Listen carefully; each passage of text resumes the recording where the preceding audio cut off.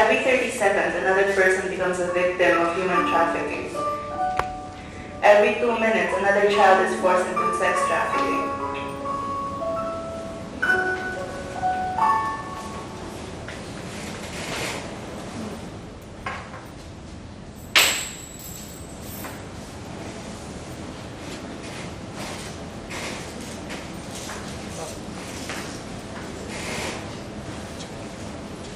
So good morning, good morning, good morning. Is it really a good morning? Well, for you maybe, but for other people who are being abused every day, their answers might not be the same.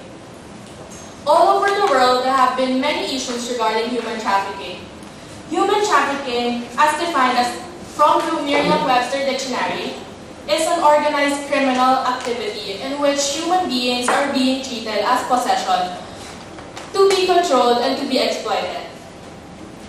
There are some different forms of human trafficking, some of which may be forced labor, sex trafficking, child trafficking, and many other forms. One of the most evident forms of human trafficking is sex trafficking, or also known as prostitution.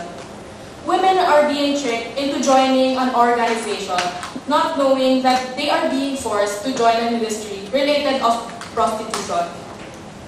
Another evident type of human trafficking in the Philippines is forced labor.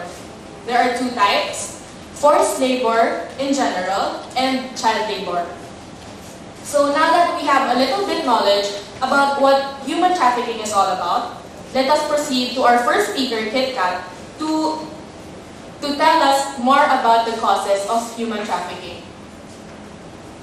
Although the root causes of trafficking vary and often differ from one country to another, there are, however, many factors that are common to trafficking. Each story behind every trafficked child is unique, but here are the most common causes as to why children are trafficked. The first cause is poverty. In fact, it is the main cause.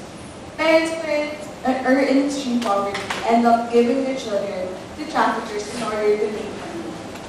Poverty also causes increase in street children who are the ideal victims of child trafficking.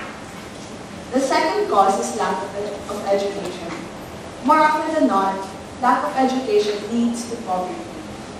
Parents that give up their children to traffickers lack guidance. There are not enough values that have been taught to them or have been practiced for them to instill in their children. The third is absence of birth registration. Children that are most threatened are those who were registered in their birth, and because of that, they are not entitled to be given the right to identity.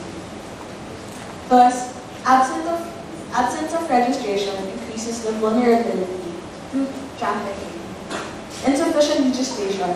Traffickers are more confident in trafficking children because the law seems to be too loose or not strictly implemented. Criminal provisions against child trafficking should be enforced more so that these traffickers would have to think twice before committing to such action. Dishonest adoption. One way in trafficking children is through couples that are faking in adopting the child. They could pretend that they would want to adopt a child, but in fact, they have an agenda, and that is to sell these innocent children and profit from them. The sixth cause is lack of awareness. Since the target is the children, then they should be aware of this crime. And it would be better if they knew their rights as well. Parents should also be informed so that they will be more alert in being responsible with their children. Effortless income. Most have a hard time in getting into jobs that can sustain their families. Thus, most of them result in trafficking instead. When we think about it, in trafficking business, there's not need credentials for you to enter, but then you just have to follow rules. Lastly, disintegration of family. Families are not tight enough that they do not look after each other. They do not show concern as how families should. If they love their children enough, they would become alert on their children's safety and whereabouts.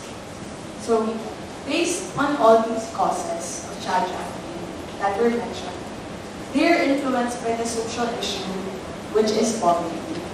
Therefore, it would really help in limiting the spread if poverty was to be resolved. Thank you, Kit Kat.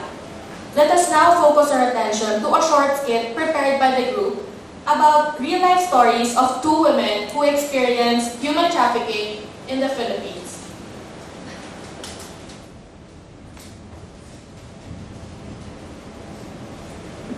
My only dream was to go to school.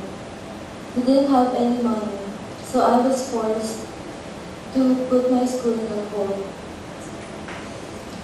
But a relative of mine asked me if I wanted to work as a nanny to a 6-month-old baby with a monthly salary of 3,000 pesos. I couldn't say no.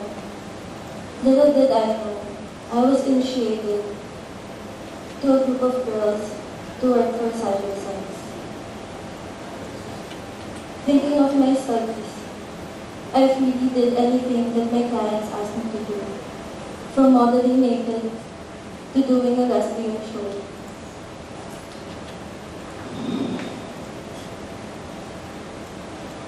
Because the rule was, keep the clients happy or there would be no income.